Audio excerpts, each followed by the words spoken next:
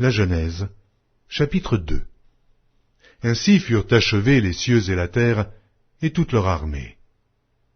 Dieu acheva au septième jour son œuvre qu'il avait faite, et il se reposa au septième jour de toute son œuvre qu'il avait faite. Dieu bénit le septième jour, et il le sanctifia, parce qu'en ce jour, il se reposa de toute son œuvre qu'il avait créée en la faisant. Voici les origines des cieux et de la terre quand ils furent créés. Lorsque l'Éternel Dieu fit une terre et des cieux, aucun arbuste des champs n'était encore sur la terre, et aucune herbe des champs ne germait encore, car l'Éternel Dieu n'avait pas fait pleuvoir sur la terre, et il n'y avait point d'homme pour cultiver le sol. Mais une vapeur s'éleva de la terre et arrosa toute la surface du sol. L'Éternel Dieu forma l'homme de la poussière de la terre. Il souffla dans ses narines un souffle de vie, et l'homme devint un être vivant.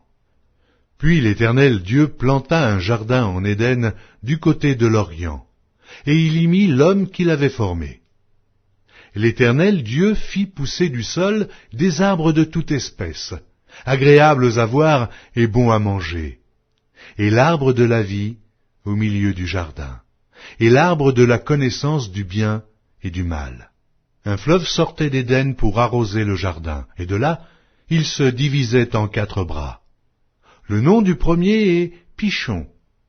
C'est celui qui entoure tout le pays de Havila où se trouve l'or. L'or de ce pays est pur. On y trouve aussi le bdolium et la pierre d'onyx. Le nom du second fleuve est Gihon. C'est celui qui entoure tout le pays de Cush. Le nom du troisième est Hidékel. C'est celui qui coule à l'orient de la Syrie. Le 4e fleuve, c'est l'Euphrate. L'Éternel Dieu prit l'homme et le plaça dans le jardin d'Éden pour le cultiver et pour le garder. Et l'Éternel Dieu donna cet ordre à l'homme. Tu pourras manger de tous les arbres du jardin, mais tu ne mangeras pas de l'arbre de la connaissance du bien et du mal, car le jour où tu en mangeras, tu mourras. L'Éternel Dieu dit, il n'est pas bon que l'homme soit seul. Je lui ferai une aide semblable à lui.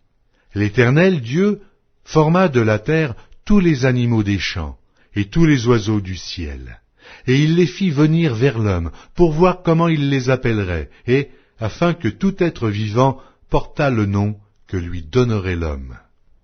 Et l'homme donna des noms à tout le bétail, aux oiseaux du ciel et à tous les animaux des champs. Mais, pour l'homme, il ne trouva point d'aide semblable à lui. Alors l'Éternel Dieu fit tomber un profond sommeil sur l'homme qui s'endormit. Il prit une de ses côtes et referma la chair à sa place. L'Éternel Dieu forma une femme de la côte qu'il avait prise de l'homme, et il l'amena vers l'homme. Et l'homme dit, voici cette fois celle qui est os de mes os et chair de ma chair. On l'appellera femme, parce qu'elle a été prise de l'homme.